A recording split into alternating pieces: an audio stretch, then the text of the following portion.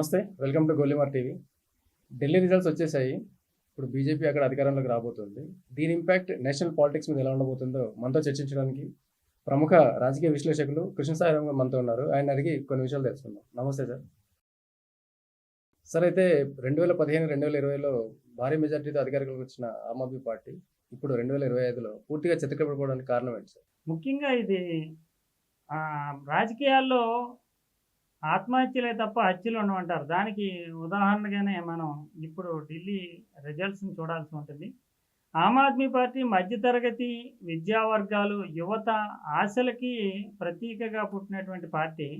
కానీ ఆ పార్టీ ఈ రోజున తనకుండేటటువంటి ఒక బ్రాండ్ ఏదైతే ఉందో ఆ బ్రాండ్ను కోల్పోవడం, ముఖ్యంగా అవినీతికి వ్యతిరేకంగా ఆమ్ ఆద్మీ పార్టీ ఊపిరి పోసుకుంది.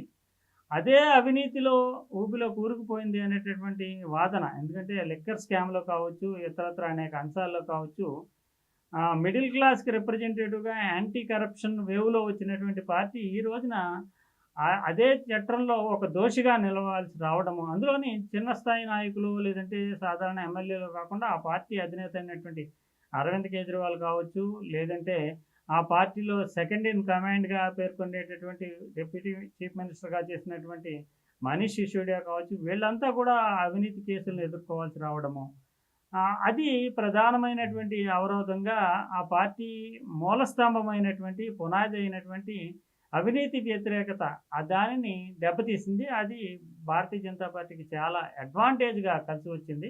ఇంకొకటి, దేశంలోనే సంక్షేమ పథకాల్లో ఒక కొత్త ట్రెండ్ తీసుకొచ్చినటువంటి పార్టీ ఆమ్ ఆద్మీ పార్టీ. ఈ రోజున తెలంగాణలో కావచ్చు, కర్ణాటకలో కావచ్చు, ఉచిత విద్యుత్తు, వాటర్ ఉచితంగా సప్లై చేయడము, తర్వాత చౌమహల్లా క్లినిక్లు అంటే ప్రాథమిక వైద్య కేంద్రాలని వాడవాడికి నెలకొల్పడం, ఇలాంటి అనేక స్కీములు ఉన్నాయి. ఉచిత రవాణా మహిళలకి, ఇటువంటి స్కీముల్ని అసలు ఢిల్లీలో ప్రవేశపెట్టింది అరవింద్ కేజ్రీవాల్. తర్వాత ఎజెండాను తీసుకుంటూ కర్ణాటకలో కాంగ్రెస్ సక్సెస్ సాధించింది, తెలంగాణలో సక్సెస్ సాధించింది. ఈ ఎజెండాని భారతీయ జనతా పార్టీ కావచ్చు, కాంగ్రెస్ పార్టీ కావచ్చు హైజాక్ చేసేసాయి. అందువల్ల ఆ ఎజెండా కొత్త ఎజెండా లేకపోవడము. మరోవైపు నిత్య ఘర్షణతోటే అరవింద్ కేజ్రీవాల్ నిత్యం ప్రతి విషయాన్ని కూడా రాజకీయం చేయడము, అదొక పొలిటికల్ బలహీనతగా మారడము. ముఖ్యంగా కాంగ్రెస్ పార్టీతోటి వైరం అనేది, కాంగ్రెస్ పార్టీతో లోక్సభ ఎన్నికల్లో పోటీ చేసిన పార్టీ ఈ రోజున రెండు పార్టీలు కూడా ఒకదాన్నొకటి చంపుకోవడానికి ప్రయత్నం చేశాయి. భారతీయ జనతా పార్టీకి ఎవరు ప్రత్యర్థి అంటే ఆమ్ ఆద్మీ పార్టీ బహిరంగంగా కనిపించినప్పటికీ ఆమ్ ఆద్మీ పార్టీతో పాటు కాంగ్రెస్ పార్టీ కూడా ఆమ్ ఆద్మీ పార్టీని చంపేయడానికే ట్రై చేసిందని చెప్పాలి. అందువల్ల రాజకీయంగా ప్రతిపక్షాల మధ్య ఉండేటటువంటి అనైక్యత, పరస్పరం చంపుకునేటటువంటి ధోరణి వల్ల భారతీయ జనతా పార్టీకి పైచేయి సాధించింది. అందులోని నరేంద్ర మోడీ ఈసారి చాలా ప్రెస్టీజియస్గా తీసుకున్నారు. 2 వరుస ఎన్నికల్లో, అంటే 2013 ఎన్నికల్లో భారతీయ జనతా పార్టీ అక్కడ ఎక్కువ సీట్లు తెచ్చుకున్నప్పటికీ ఆమ్ ఆద్మీ పార్టీ, కాంగ్రెస్ కలిసాయి 49 రోజుల పాటు ప్రభుత్వాన్ని నడిపాయి. కానీ 2015లో నరేంద్ర మోడీ ఉన్నారు, అయినా ఆమ్ ఆద్మీ పార్టీ 67 సీట్లతోటి విజయం సాధించింది. 2020లో నరేంద్ర మోడీ ఉన్నారు, అయినా ఆమ్ ఆద్మీ పార్టీ 62 సీట్లతో విజయం సాధించింది. ఇది ఒక పెద్ద బలహీనతగా ఉంది. కానీ ఈసారి ప్రెస్టీజియస్గా నరేంద్ర మోడీ తీసుకున్నారు. అంతేకాకుండా బలమైన నాయకుల్ని బీజేపీ రంగంలోకి దింపింది. ఇవన్నీ అంటే కర్ణుడి చావుకి 6 కారణాలు అంటారు, అలాగా చాలా రకరకాలైనటువంటి కారణాలతోటి ఆమ్ ఆద్మీ పార్టీ సంప్రదాయ పార్టీలు అంటే బీజేపీకి లేదంటే కాంగ్రెస్ పార్టీకి దీనికి ఏమాత్రం తేడా లేదు, అన్నీ ఒకటే అని ముక్కలే. అటువంటిప్పుడు బీజేపీ కేంద్రంలో అధికారంలో ఉంది కనుక బీజేపీని ఎన్నుకుంటే తప్పేంటి? అందులో 2 సార్ల నుంచి 2000 అంటే 27 ఏళ్ల తర్వాత, అంటే 1998 తర్వాత బీజేపీకి అవకాశం ఇవ్వలేదు. ఎంపీ స్థానాలు అన్నీ కూడా ఢిల్లీలో బీజేపీ నెగ్గుతున్నప్పటికీ ఈ ఎమ్మెల్యే స్థానాలు వచ్చేసరికి ఆ బలహీనత ఉంది. అందువల్ల ఓటర్లు కూడా పునరాలోచన చేసుకుంటూ కొత్తగా వస్తే అడ్వాంటేజ్ ఉంటుంది తప్ప ఆ స్కీములన్నీ ఇంప్లిమెంట్ చేస్తామని వీళ్ళు చెప్తున్నారు, ఇంకా ఎక్కువ ఇస్తామంటున్నారు. అదే సమయంలో అవినీతి అంటారా, అవినీతిలోనే ఆల్రెడీ అరవింద్ కేజ్రీవాల్, మనీష్ సిసోడియా వంటి వాళ్ళు ఇరుక్కుని ఉన్నారు. సో కొత్త ఎజెండా ఆప్కి లేదు. భారతీయ జనతా పార్టీకి ఇస్తే కొంచెం అడ్వాంటేజ్ ఉంటుంది. అంతేకాకుండా మరో ముఖ్యమైనటువంటి కారణం అభివృద్ధి అనేది లేకుండా పోయిందనే ఆలోచన కూడా మధ్యతరగతి వర్గాల్లో ఉంది. అందువల్ల అవన్నీ కలిసి వచ్చి బీజేపీని పైచేయిన నిలబెట్టాయి. అటువైపు చూస్తే కనుక కాంగ్రెస్ పార్టీ దెబ్బతీసింది ఒక రకంగా, ఆమ్ ఆద్మీ పార్టీ స్వయంకృత అపరాధం. ఇవన్నీ కలిసి ఆప్ చతికిల పడడానికి రాజకీయ భవిష్యత్తుని, అస్తిత్వాన్ని ఎత్తుక్కోవాల్సినటువంటి పరిస్థితి ఏర్పడడానికి కారణమైందని మనం చెప్పాలి. అండ్ అలాగే మన తెలంగాణ నుంచి తెలంగాణ సీఎం రేవంత్ రెడ్డి గారు ఢిల్లీకెళ్ళి ఎలక్షన్ క్యాంపెయిన్‌లో భాగంగా కొన్ని పథకాలు వాళ్ళు అమలు చేస్తామని చెప్పి హామీలు ఇచ్చారు. సో అవన్నీ ఇంపాక్ట్ చూపలేకపోయాయంటారా ఢిల్లీ ఎలక్షన్స్ మీద? రేవంత్ రెడ్డిని కాంగ్రెస్ పార్టీ నేషనల్ క్యాంపెయినర్‌గా చూస్తుంది. ఎందుకంటే బీఆర్ఎస్ లాంటి బలమైనటువంటి పార్టీ ఇక్కడ ఉన్నప్పుడు ఆయన కాంగ్రెస్‌లో ఉండేటటువంటి గ్రూపులన్నిటిని ఏకం చేసి కేసీఆర్ లాంటి నాయకుడిని ఎదుర్కొని కాంగ్రెస్ పార్టీని తెలంగాణలో అధికారంలోకి తీసుకొచ్చాడు. అందువల్ల రేవంత్ రెడ్డి యొక్క ప్రచార శైలి కానీ, అతని దూకుడు కానీ, అంతేకాకుండా లోక్సభ ఎన్నికల్లో చూసాము రాజ్యాంగాన్ని బీజేపీ మార్చేస్తుంది అనే ప్రచారాన్ని వార్తల్లో పెట్టడంలో కానీ రేవంత్ రెడ్డి విజయం సాధించాడు. అందువల్ల ఇప్పుడు ఢిల్లీ ఎన్నికల్లో కూడా రేవంత్ రెడ్డి వ్యక్తిగతంగా చాలా పెద్ద ఎత్తున ప్రచారానికి, అంటే ఆయన నిజానికి ఎన్నికల ప్రణాళిక లాంటి వాగ్దాన పత్రాన్ని అక్కడ రిలీజ్ చేసింది రేవంత్ రెడ్డి. రిలీజ్ చేస్తూ దీనికి కాంగ్రెస్ పార్టీ కంటే కూడా తాను వ్యక్తిగతంగా ఈ ప్రణాళికని ఇంప్లిమెంట్ చేయడానికి వ్యక్తిగత బాధ్యత, పూచీకత్తు తీసుకుంటాను అంటూ తెలంగాణలో 6 హామీలు మేము అమలు చేస్తున్నాము. తెలంగాణ మోడల్ని ఢిల్లీలో అమలు చేసేటటువంటి అవకాశాన్ని కాంగ్రెస్కి ఇవ్వాలి.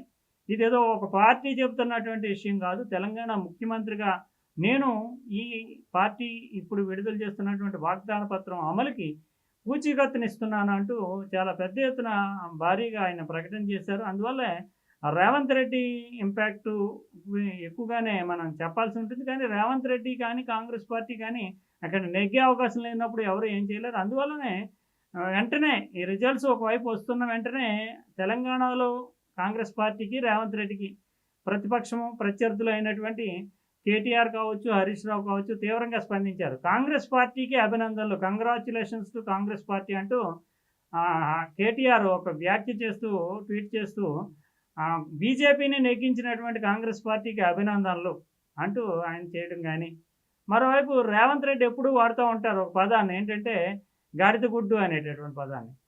దానిని వినియోగించుకుంటూ హరీష్ రావు కాంగ్రెస్ పార్టీకి ఢిల్లీలో లభించింది పెద్ద గుడ్డు, గాడిద గుడ్డు, అంటే 0 ఒక్క సీటు కూడా రాలేదని. అంటే ఇక్కడ ప్రతిపక్షమైనటువంటి, ఇక్కడ ప్రత్యర్థులైనటువంటి తెలంగాణలో వాళ్ళకి ప్రత్యర్థులు కాంగ్రెసే కనుక బీజేపీ అనేదానికి ఏమి వాళ్ళు పెద్ద ప్రయారిటీ ఇవ్వాల్సిన అవసరం లేదు. ఢిల్లీలో ఎవరిని ఎక్కినా వాళ్ళకి ఇక్కడ తెలంగాణలో స్కోర్ చేయడానికి, క్లెయిమ్ చేయడానికి, క్రెడిట్ తెచ్చుకోవడానికి, రేవంత్ రెడ్డిని చిన్నపుచ్చడానికి, లేదంటే అవమానపరచడానికి, కాంగ్రెస్ తరఫున నువ్వు అక్కడికి వెళ్ళి ఏం చేసావు అనే దాన్ని ప్రశ్నించడానికి ఒక పొలిటికల్ మైలేజ్కి సంబంధించిన ఒక స్కోర్ పాయింట్ వచ్చినప్పుడు ఎవరు వదులుకోరు కనుక కేటీఆర్, హరీష్ రావు రేవంత్ రెడ్డిని టార్గెట్ చేస్తూ కాంగ్రెస్ పార్టీని విమర్శించడం అనేది ఈ ఎన్నికల్లో మనం చూసాము. రిజల్ట్స్ ఒకవైపు వస్తున్న వెంటనే వాళ్ళిద్దరూ కూడా చాలా సీరియస్గా స్పందించారు. ఇది ఒక రకంగా కాంగ్రెస్ పార్టీకి సంబంధించి కొంత ఇబ్బందికరమైనటువంటి పరిస్థితే. తెలంగాణ ఎజెండా అన్ని చోట్ల ఇంప్లిమెంట్ చేస్తామన్నంత మాత్రాన ఓట్లు పడతాయని చెప్పలేమనే దానికి ఒక సంకేతంగానే, సింబల్గా దీన్ని మనం చూడాలి. సార్, అయితే నేషనల్ పాలిటిక్స్ మీద దీని ఇంపాక్ట్ ఎలా ఉండబోతుంది? ఇది నేషనల్ పాలిటిక్స్ మీద చాలా ప్రభావవంతమైంది. అంటే ఒక మైల్ స్టోన్గానే మనం చెప్పాలి, మైలురాయిగా. ఎందుకంటే ఇప్పుడు రకరకాలైనటువంటి చర్చలు జరుగుతూ ఉన్నాయి. 2024 ఎన్నికల్లో చూస్తే కనుక ఇండియా కూటమి, లేదంటే అటు ఎన్డీఏ కూటమి, ఇవన్నీ ప్రత్యామ్నాయం లేనటువంటి పరిస్థితుల్లో రెండు పరస్పరం తలపడినప్పటికీ అధికారంలోకి ఇండియా కూటమి, అంటే కాంగ్రెస్ నేతృత్వంలో ఇండియా కూటమి రాలేనటువంటి వాతావరణం ఏర్పడడంతో తర్వాత మూడో ప్రత్యామ్నాయం రావాలనే చర్చ గడిచినటువంటి 6-7 నెలలుగా సాగుతోంది. కాంగ్రెస్తో కలిసి ఉండమంటూ తృణమూల్ కాంగ్రెస్ కావచ్చు, తర్వాత ముఖ్యంగా శివసేన బాల్ ఠాక్రే వర్గం కావచ్చు, సమాజ్వాదీ పార్టీ కావచ్చు, ఆల్టర్నేటివ్ లీడర్ కావాలని డిమాండ్ చేస్తున్నారు.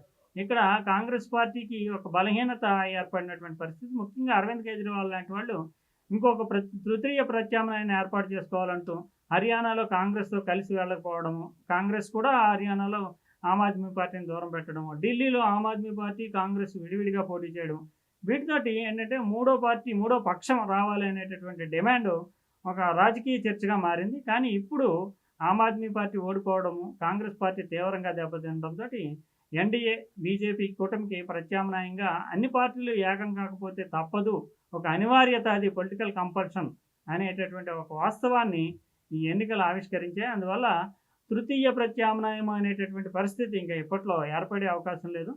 ఎన్డీఏ కూటమిని బీజేపీని ఎదుర్కోవాలంటే కాంగ్రెస్ నేతృత్వంలోకి ఇటు ఆమ్ ఆద్మీ పార్టీ ఇప్పుడు ఎలాగ నైతికంగా జరుగుతుంది, ఆమ్ ఆద్మీ పార్టీ కానీ తృణమూల్ కానీ ఇవన్నీ కలిపి ఒక కూటమి అంటే రెండు ప్రధానమైన కూటమిల మధ్య భవిష్యత్తులో ఎన్నికలు జరగడానికి ఒక మార్గాన్ని ఎన్నికలు డిసైడ్ చేశాయని చెప్పాల్సి ఉంటుంది. ఇంకా ప్రతిపక్షాల్లో ఉండేటటువంటి బలహీనతలన్నీ కూడా బయటపడ్డాయి. భారతీయ జనతా పార్టీ ఎంతటి పోరాటానికైనా నిజానికి 27 సంవత్సరాల పాటు ఎదురు చూసినా కూడా ఆ పోరాటాన్ని ఆపకుండా ఢిల్లీలో మళ్ళీ విజయం సాధించడానికి అన్ని రకాలైనటువంటి శక్తియుక్తుల్ని అస్త్రాలని ప్రయోగించింది. ఆ పొలిటికల్ టూల్స్ని ఆ పోరాట పందాన్ని భారతీయ జనతా పార్టీ వదిలిపెట్టదు, ఎంతవరకైనా పోరాడుతుంది అనేటటువంటి విషయాన్ని కూడా స్పష్టం చేసుకుంది. ఇంకా ప్రతిపక్షాల బలహీనతలు బయటపడ్డాయి. ప్రతిపక్షాలకి ఒక మార్గం కూడా ఏర్పడింది. అంటే పోరాటం చేసి ఎన్నికల్లో విజయం సాధించాలన్నా లేదంటే బీజేపీని బలంగా ఢీకొనాలన్నా, అంటే విజయం సాధించినా లేకపోయినా బీజేపీని గట్టిగా ఎదుర్కోవాలంటే ఖచ్చితంగా కలిసి ఉండాల్సిందే అనేటటువంటి సంకేతాన్ని ఈ ఎన్నికలు ఇచ్చాయి. ఆ మేరకు నేషనల్ పాలిటిక్స్కి ఒక రూట్ మ్యాప్ కింద ఈ ఎన్నికలు ఉపయోగపడ్డాయి. ఖచ్చితంగా అన్ని పార్టీలు కలిస్తే మాత్రమే బీజేపీని ఎదుర్కొనేటటువంటి బలగము సమకూరుతుంది. అంతే తప్ప యారగెన్స్ తోటి అటు కాంగ్రెస్ కావచ్చు పెద్ద పార్టీ, నేను ఇతర పార్టీల కంటే అంటే భారతీయ జనతా పార్టీ తర్వాత తానే పెద్ద పార్టీ, అందువల్ల ఇతర ప్రాంతీయ పార్టీలు కానీ మిగిలిన పార్టీలు కానీ సంబంధం లేదు, తాను ఏమనుకుంటే అదే, తాను చెప్పినట్లు వినాలని కాంగ్రెస్ అనుకున్న యారగెన్స్తో కుదరదు. తర్వాత యువతరకు రిప్రజెంటేటివ్గా మిడిల్ క్లాస్కి రిఫ్లెక్ట్ చేసేటటువంటి ఐడియాలజీ తోటి వెల్ఫేర్ స్కీమ్స్కి రోల్ మోడల్గా ఉన్నాం కనుక తమ చుట్టూ తిరగాలి, తానే ప్రధానమంత్రికి పోటీదారుని అనుకునేటటువంటి అరవింద్ కేజ్రీవాల్ లాంటి ఒక మావరిక్ లీడర్, అంటే అగ్రెసివ్ యారగెన్స్తో కూడినటువంటి లీడర్స్ కానీ ఇది ఒక స్పష్టమైనటువంటి హెచ్చరికగా ఢిల్లీ ఎన్నికలు నిలిచాయి. ఇది ఆ మేరకు నేషనల్ పాలిటిక్స్కి రూట్ క్లియర్ చేసినట్టుగానే పరస్పరం రెండు ప్రధాన పక్షాల మధ్య పోటీ ఉండేందుకు రూట్ క్లియర్ చేసినట్లుగానే మనం ఈ ఎన్నికల్ని చూడాల్సి ఉంటుంది.